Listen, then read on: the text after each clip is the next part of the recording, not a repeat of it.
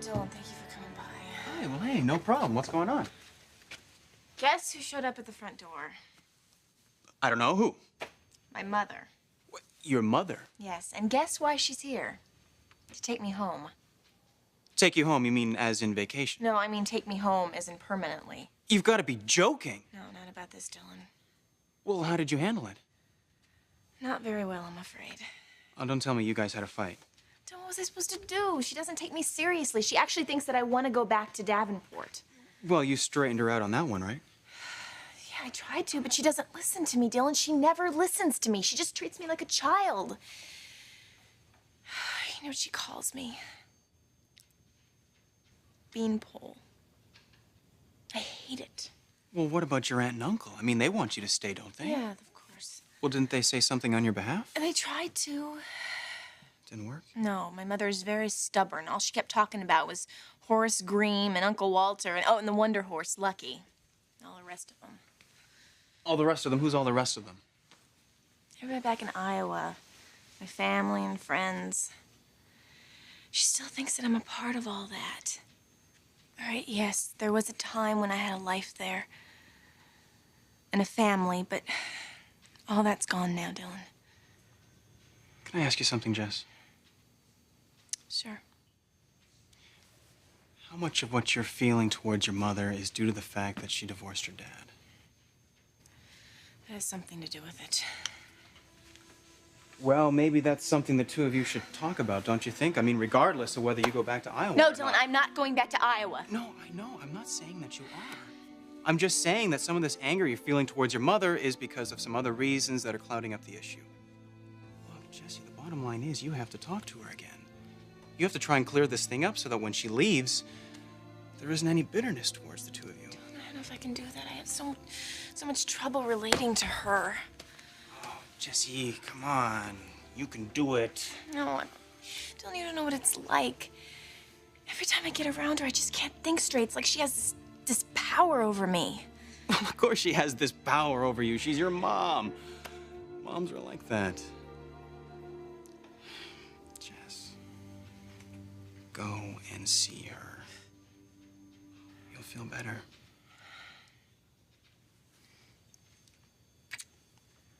Call me later.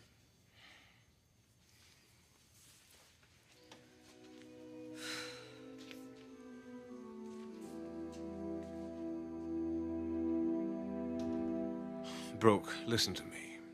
We have nothing more to talk about, James. But I'm not leaving here until we work something out. Work what out? You're supporting Taylor on this issue. I'm being objective.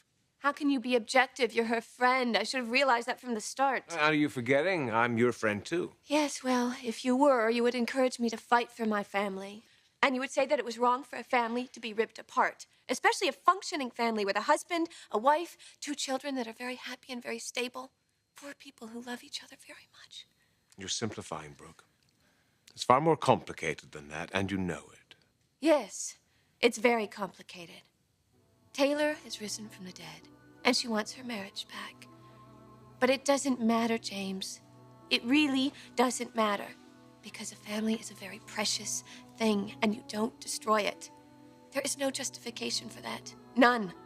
You just don't do it.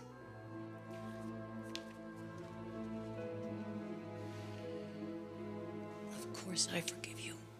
I love you. I love you like you're my own child.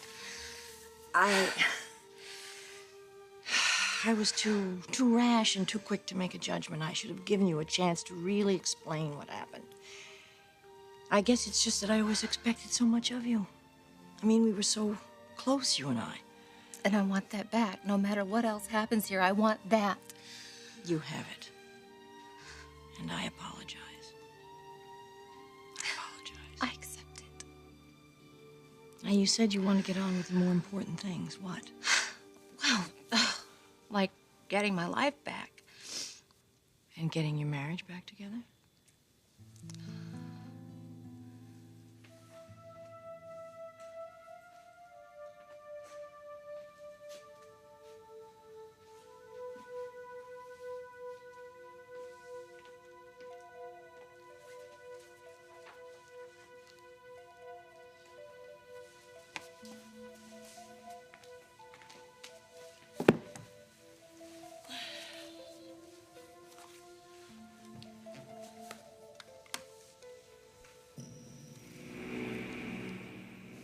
friendly.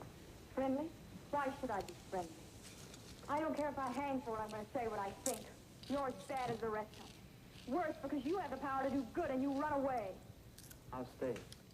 A 49-year-old unidentified man went berserk last night.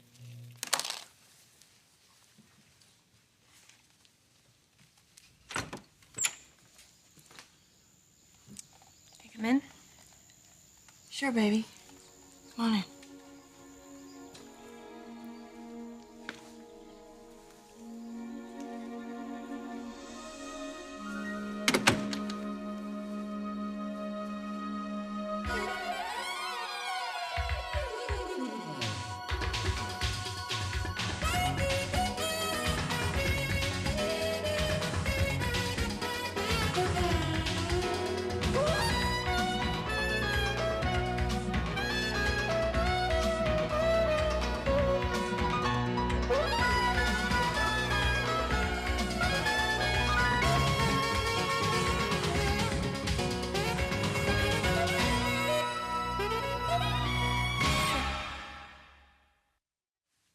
You believe this, honey?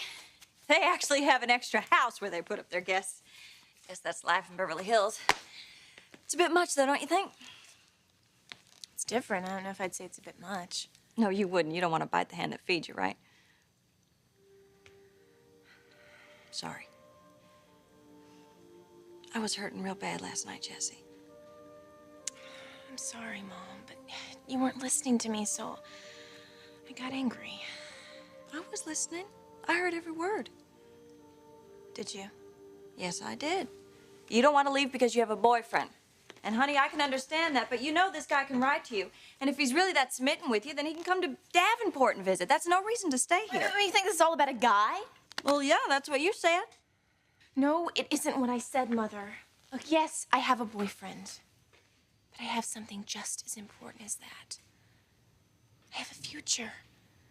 Here in Los Angeles, and that's why I'm staying, Mother. And I am staying. So, are you sure the manager said he was going to meet you here? Yeah. He's running late. Well, why didn't your new roommate just show you the place? You know, I mean, he's paying the rent, he's here. I don't know. I guess he's working during the day. Huh. So what's he like? I don't know. I haven't met him. I haven't even talked to him. Really? Oh, here's the manager. Sorry about that. Had the toilet plugged up. Oh, well, I hope it wasn't the one over my place. Hello. Come on inside. Look, I know what Taylor's been through. And I have compassion for her, believe it or not. I really do. Do you know why I have compassion?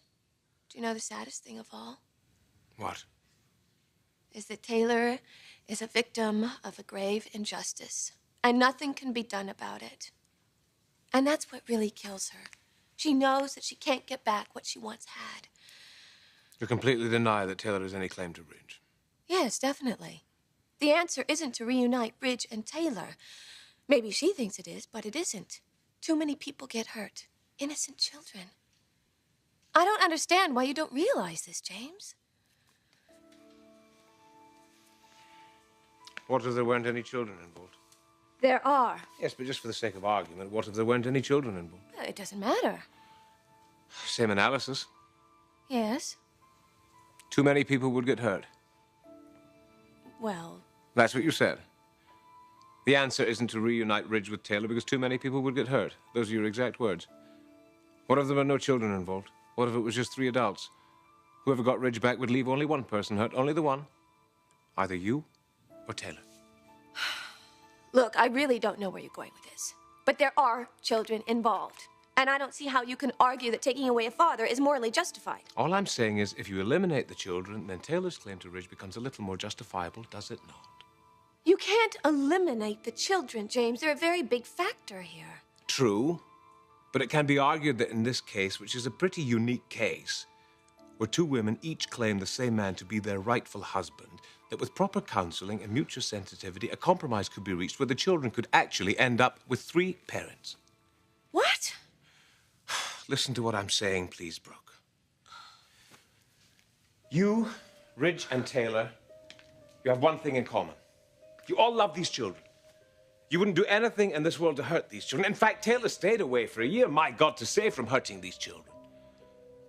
So bearing that in mind, whatever agreement you reach, you will each continue to love and nurture these children, no matter who ends up with Ridge. This issue is not about the children. The children have nothing to lose here.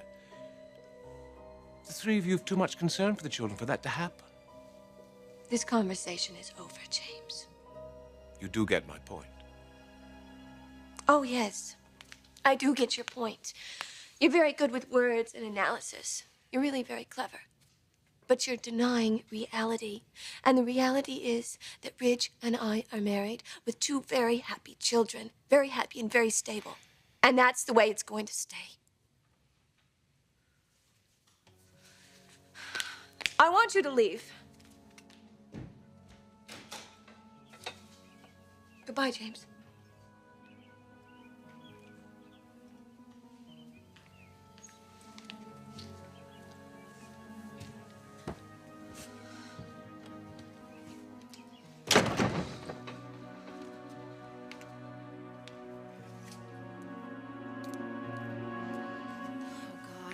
Put you in the middle of this. In the middle? Well, my conflict with Brooke. I mean, I know she's been good for Ridge. And I know that, well, I wouldn't blame people for supporting her. I'm sure that they will. I'm sure they will. Most everyone will support her. Everyone except me.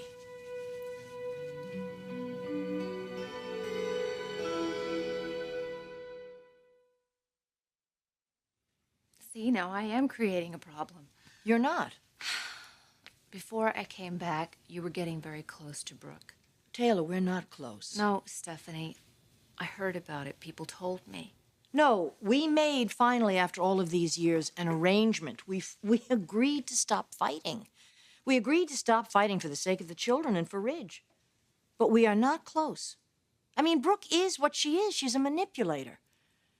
She has been promising me control of that company if I would do this or I would do that, and she's never kept the promise.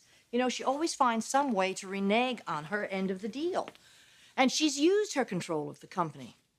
She's used the children to carve a place in my family, and I resent that. Well, supporting me isn't going to help you get the company back any faster. You may not get it back at all. Maybe not, but that isn't the issue. She's gotten more mileage out of that stock than it's worth.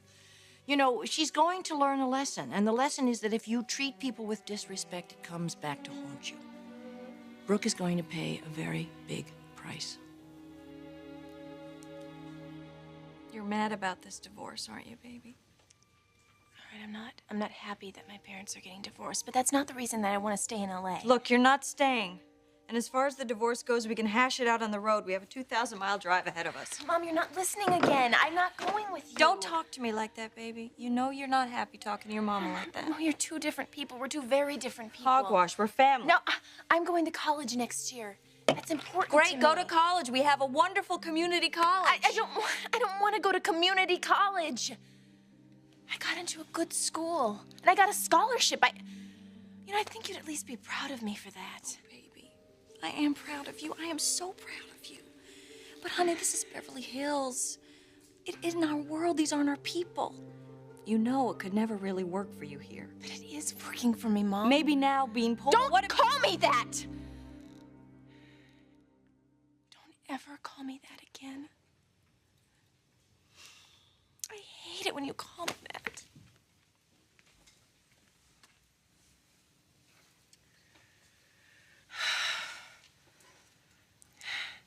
Look, I'm sorry, Mom. I appreciate all of your concern, but I've made up my mind. I'm going to stay out here and I'm going to go to school. If you can't accept that, I'm sorry, but that's the way it's going to be. Jessica. What? I'm sorry, baby. Oh, Mama, let's just forget about it, okay? Just forget about it. Let's just leave it at that. But you are going with me. An 18-year-old has no business being out on her own. She should be home with her mama.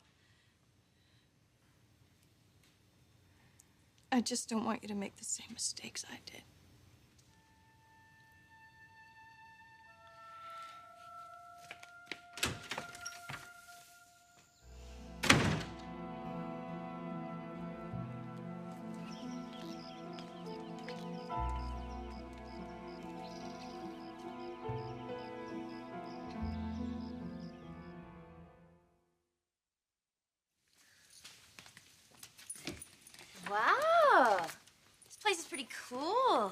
live here. Oh, yeah? Well, don't you get any ideas.